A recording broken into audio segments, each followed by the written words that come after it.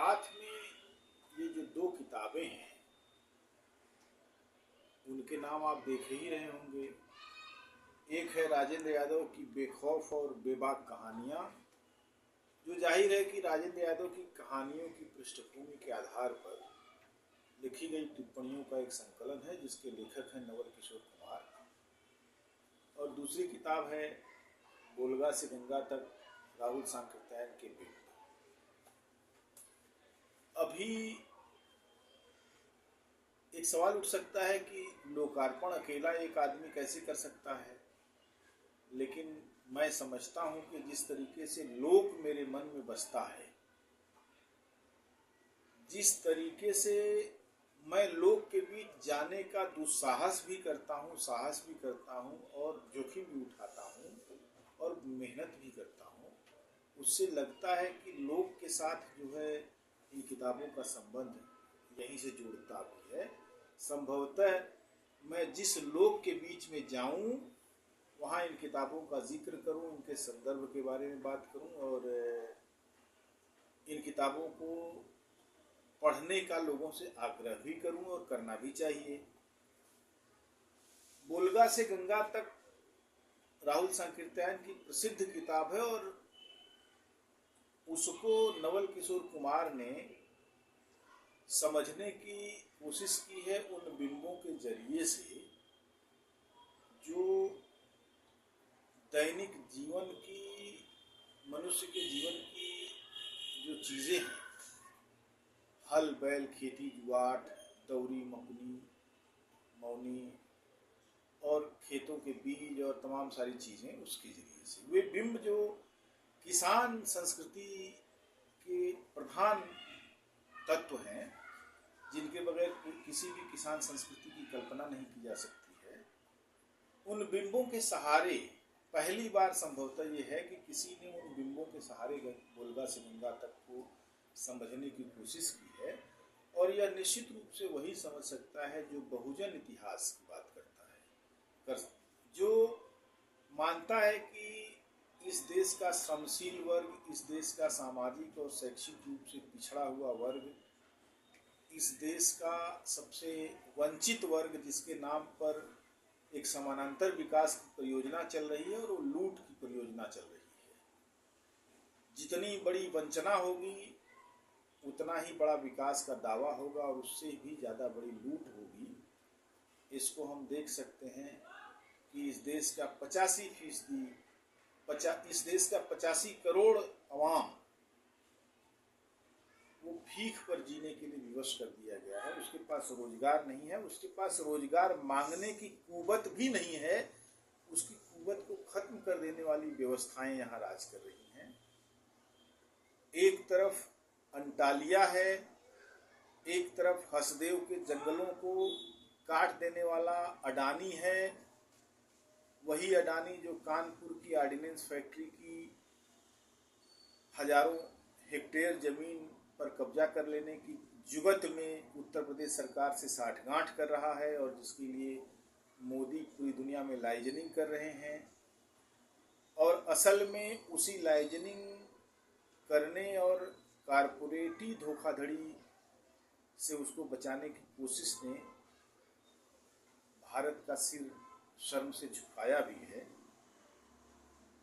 उसी देश के एक बड़े लेखक के बिंबों के जरिए से बहुजन समाज को देखने का काम जो नवल किशोर कुमार ने किया है, वह इसलिए उल्लेखनीय है कि राहुल सांकृत्यायन के बारे में अब तक बहुत सारी बातें हो गई हैं।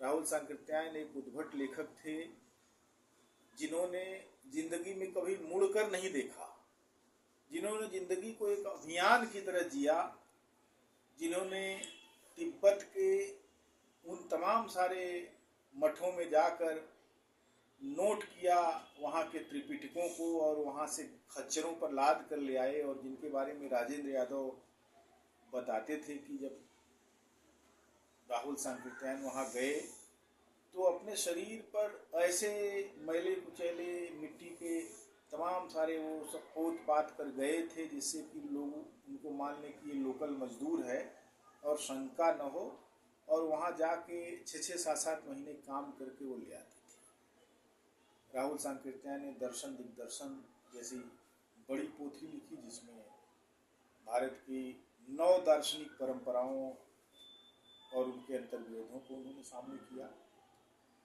राहुल सांकृत्यायन ने कनैला की कथा लिखी, तो अपने गांव की कथा ही नहीं लिखी, बल्कि बहुत सारी पीढ़ियों के बीच में चल रहे अंतर्द्वंद्व और दूसरी चीज़ों के बारे में भी लिखा। राहुल सांकृत्यायन ने सिंह सेनापति या जय यौधेय लिखा, तो भी उनका आशय केवल 1 या 2 पीढ़ी की दास्तान लिखना नहीं था, बल्कि वे सुदूर अतीत की यात्राएं करते हैं। और निश्चित रूप से सुदूर अतीत की यात्राएं करने वाला कोई भी लेखक 100% सही नहीं हो सकता, कभी कभी 30% ही सही हो सकता है, लेकिन वो लिखता है। राहुल जी की आलोचनाएं अलग अलग जाति समूहों के विचारकों ने, अलग अलग समाजों और समुदायों के विचारकों ने अलग अलग तरीके से किया है, और ये उनका अधिकार भी है कि वो उनकी आलोचनाएं करें और उनको उखाड़ पछाड़ कर फेंक दें। लेकिन नवल किशोर कुमार ने इसको भारतीय कृषि व्यवस्था के अंतर्गत सोचने का जो काम किया है, वह लंबे समय तक भारतीय उत्पादन प्रणाली के बीच में काम कर रहे उन घटकों के आधार पर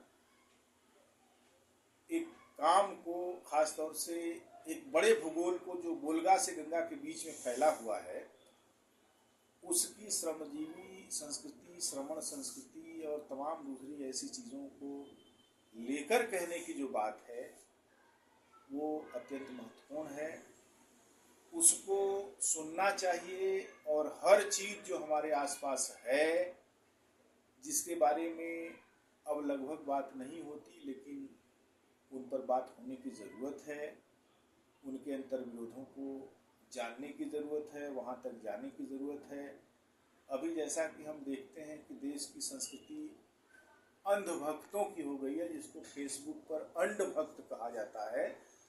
अंड बुरा शब्द नहीं है, अंड माने अंडकोश से ही लिया जा रहा है वहाँ पर, लेकिन अंड को हम मानते हैं कि वह गोला जिस पर पृथ्वी जैसी कई चीज़ें, कई और गोले रहते हैं, वो अंडभक्त। लेकिन वो अंडभक्त नरेंद्र मोदी का भक्त रह गया है, और नरेंद्र मोदी से आगे और पीछे कुछ भी नहीं सोच रहा है। ये उसकी सीमाएं बांध दी गई हैं। वो मॉब लिंचिंग में भी अंडभक्त पहले आगे रहता है, क्योंकि इस देश की कानून व्यवस्था ही मॉब लिंचरों के अनुकूल बना दी गई है, अपराधियों के अनुकूल बना दी गई है, इसलिए मॉब लिंचिंग के खिलाफ कोई काम नहीं हो रहा है, लेकिन होना तो चाहिए।